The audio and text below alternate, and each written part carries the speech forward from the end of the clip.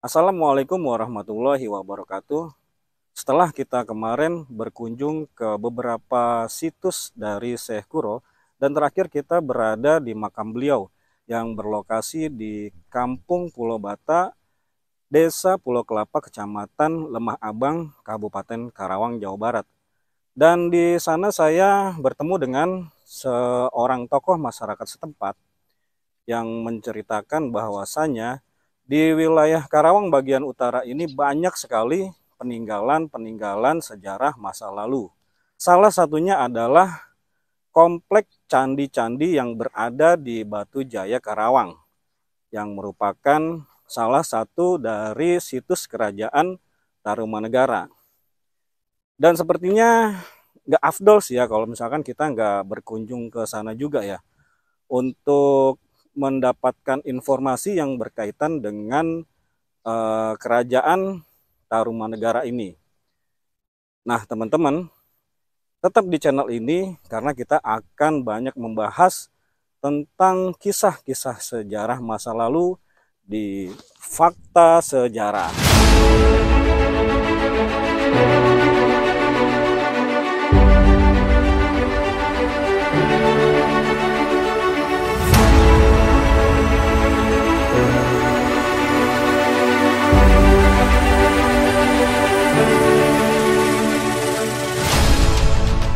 Ini adalah jembatan Citarum yang berlokasi di antara Kecamatan Cabang Bungin Bekasi dan Kecamatan Batu Jaya Kerawang. Juga merupakan akses utama bagi warga yang melakukan aktivitas ekonominya.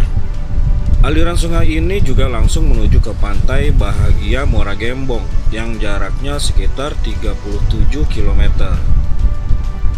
Oke teman-teman, kita saat ini akan menuju ke Museum Peninggalan Kerajaan Tarumanegara yang berdiri pada abad keempat sampai 7 Masehi, yang berlokasi di Desa Segaran, Kecamatan Batu Jaya, Kabupaten Karawang, Jawa Barat.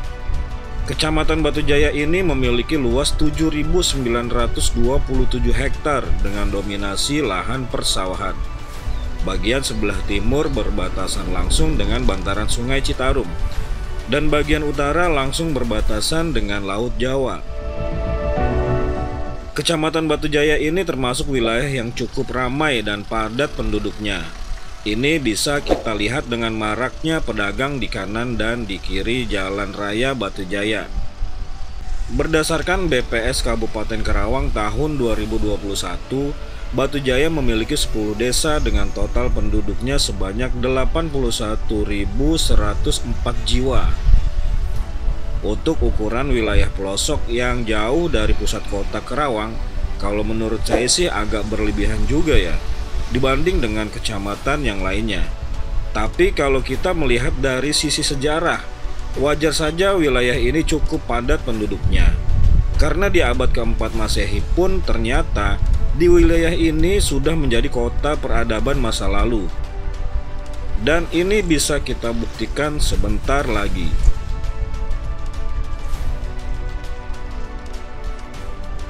Menurut sejarah menyatakan bahwa di wilayah Batu Jaya ini merupakan wilayah kekuasaan paling ujung sebelah timur dari Kerajaan Tarumanegara yang dipimpin oleh Raja Purnawarman, seorang pemeluk agama Hindu yang sangat bijaksana. Meskipun ada beberapa raja-raja lainnya, tetapi yang paling dikenal adalah Purnawarman karena beliau mencapai titik paling tinggi dalam kemajuan kerajaan tersebut dengan bukti adanya prasasti yang menceritakan sedikit tentang beliau. Salah satunya adalah prasasti Ciaruten Bogor yang berbentuk tapak dua kaki yang bertuliskan huruf Palawa berbahasa Sanskerta yang berbunyi, "Ini dua kaki yang seperti kaki Dewa Wisnu. Ialah kaki yang mulia Sang Purnawarman, raja di negeri Taruma, raja yang gagah berani di dunia."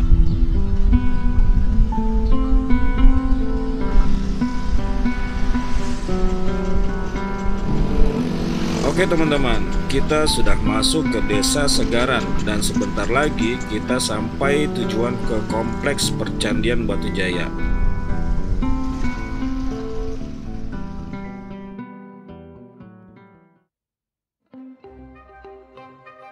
Museum Batu Jaya ini digunakan untuk penyelamatan fosil-fosil sejarah yang berada di lokasi penemuan situs Batu Jaya. Bertujuan untuk informasi dan mensosialisasikan kepada masyarakat luas hasil penelitian dari para ahli tentang situs tersebut.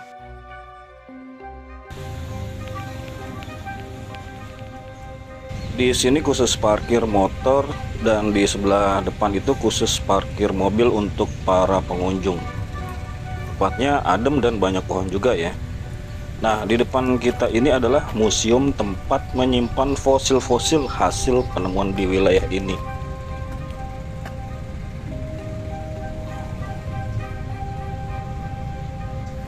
Oke teman-teman, kita nanti mau ketemu sama Mang Nayan, juru pelihara situs Batu Jaya yang punya banyak sekali cerita tentang sejarah dan pengetahuan tentang candi-candi yang ada di sini.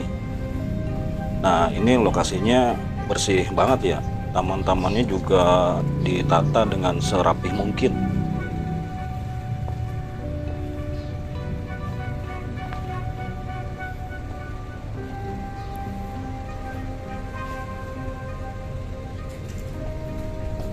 Assalamualaikum.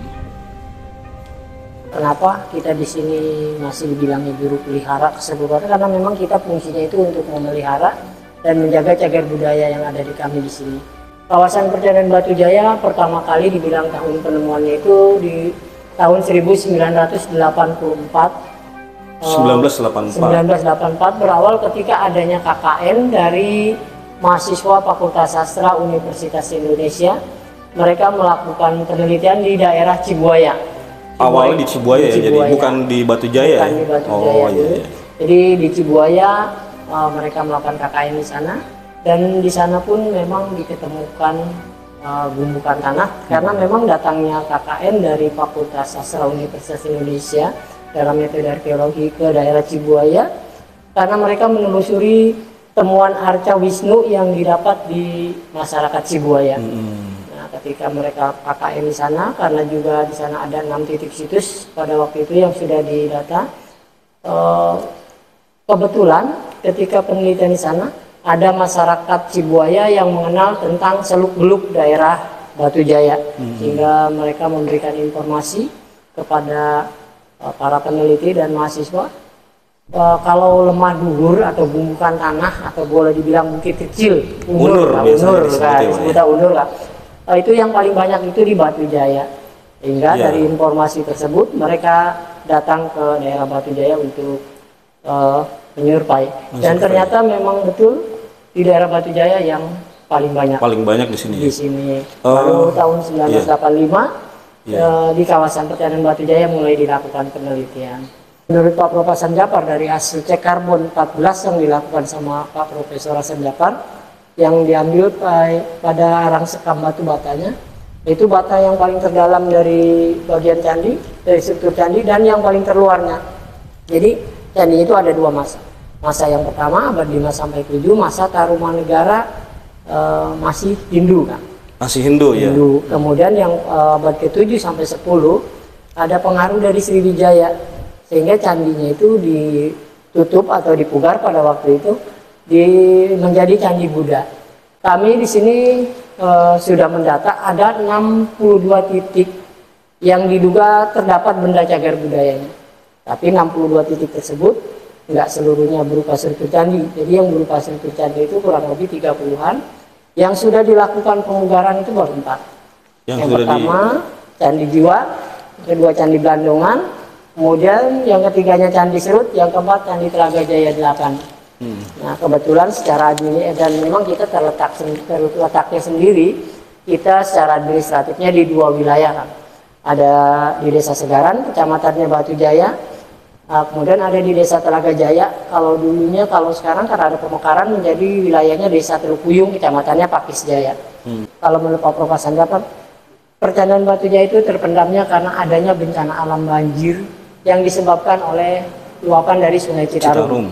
Jadi mungkin pada waktu abad antara sekitaran abad 10 itu kawasan Percandaan Batu Jaya ini terjadi musibah atau terjadinya bencana alam banjir yang sangat hebat, sehingga seluruh percandian dan atau wilayah di daerah pesisir utara sini terendam banjir, sehingga masyarakat yang mempergunakan tempat peribadatan di candi di sini, mereka semua meninggalkannya. Jadi tidak layak untuk ditinggali lagi. Jadi mereka pindah ke tempat yang lainnya. Dan itu berlanjut sampai berabad-abad lamanya, sampai pada tahun 1600 sendiri dalam catatannya oleh Belanda, Karawang Utara itu masih jadi rawa-rawa, Kang. Betul, betul. Masih jadi rawa-rawa karena memang ada beberapa sejarawan juga yang bilang katanya nama Karawang itu memang dari nama Karawaan. Jadi kalau yang dibilang di sini masyarakat memang sudah ada peradaban yang maju zaman dahulunya, itu bisa jadi. Tapi kalau untuk yang sekarangnya kita sudah menempati lagi mungkin di sini setelah adanya pendatang baru, setelah daerah ini kering, karena candi yang dulunya terendam banjir, lambat laun airnya surut membawa endapan lumpur pada sebagian candi terendam, tertutup sama jadi lumpur. Tertutup ya Pak ya? Nah bagian atasnya lambat laun karena terbuat dari batu bata dan kayu, maka hancur, maka jadilah sebuah gundukan tanah atau unur. Iya. Tetapi memang dari hasil penelitiannya sendiri, Kang, untuk kawasan pertanian Batu Jaya itu selain dari masa abad 5 sampai 7 masa Tarumanegara Hindu, kemudian abad 7 sampai 10 masa pengaruh dari Sriwijaya yang sudah lebih ke karakteristiknya candinya candi Buddha, atau boleh dibilang ini candi Buddha. Dari hasil penelitiannya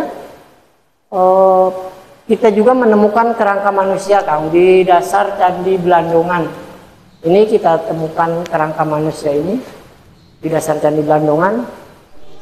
Ini dari hasil penelitiannya yang dilakukan sama Pak Prof Manggen dulu pada waktu tahun 2002, dan juga ini kita temukan juga kerangka ini diangkatnya tahun 2013. Dan kerangka manusia ini dibilang kerangka manusia akhir prasejarah. Dan ini kerangka seperti ini sama dengan yang diketemukan di daerah Tarumajaya Bekasi dengan namanya Situs Buni. Situs Buni. Karena di sana dibilang Situs Buni karena masyarakat di sana memang punya tradisi atau keahlian dalam pembuatan gerabah-gerabah seperti tembikar. Tembikar itu tembikar buni atau gerabah buni. Yeah. Nah di sana pun di daerah Tarumajaya Bekasi sama kerangka manusianya seperti ini. Dengan ciri kalau dimakamkan dia membawa atau ada adat istiadatnya bawa bekal kubur. Maaf, ini bukan tulang tapi pecahan dari wadah bekal kuburnya dia. Ini dari hasil cek karbon 14. Nah ini menunjukkan antara abad 2 sampai abad 3. Abad 2 sampai abad 3. Jadi artinya ini kerangka manusia ini sebelum candi ini dibangun.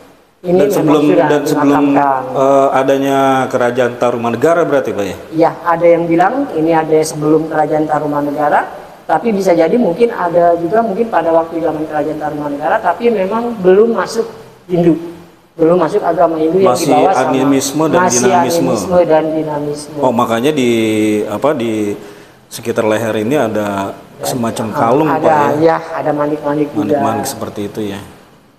Nah, untuk kawasan pertanian Batu Jaya sendiri, sampai saat ini kita adalah wilayah atau difungsikan sebagai tempat peribadatan atau pusat peribadatan. Kalau untuk pusat pemerintahannya sendiri, sampai saat ini belum ada yang tahu negara masih kontroversi, kan, masih pro kontra. Tetapi kalau menurut Pak Prof Hasan Djafar, apa yang saya tahu dari Pak Prof Hasan Djafar, biasanya kalau pusat pemerintahan itu pasti tidak akan terlalu jauh dengan pusat peribadatannya. Artinya kalau nggak ke Bekasi, tapi jauh dari Bogor gitu. Betul. Iya, nah, itu menurut Pak Prof Hasan Djafar. Karena biasanya akses yang paling dekat kami di sini untuk wilayah Karawang sekarang ini dengan Bekasi itu hanya dibatasi oleh Sungai Citarum. Betul. Dan kita juga ada temuan-temuan seperti kerangka manusia, Situs Buni, prasejarah ini dengan gerabah-gerabah buninya yang memang terdapat di daerah Tarumajaya Bekasi. Tapi itu masih belum bisa mendukung. Jadi apa yang saya tahu dari beberapa arkeolog bilang kemungkinan 70% mengarahnya di sekitaran Bekasi. Itu menurut beberapa arkeolog, tapi nggak tahu karena kita di sini masih banyak sekali misteri-misteri yang belum terungkap. Betul, betul.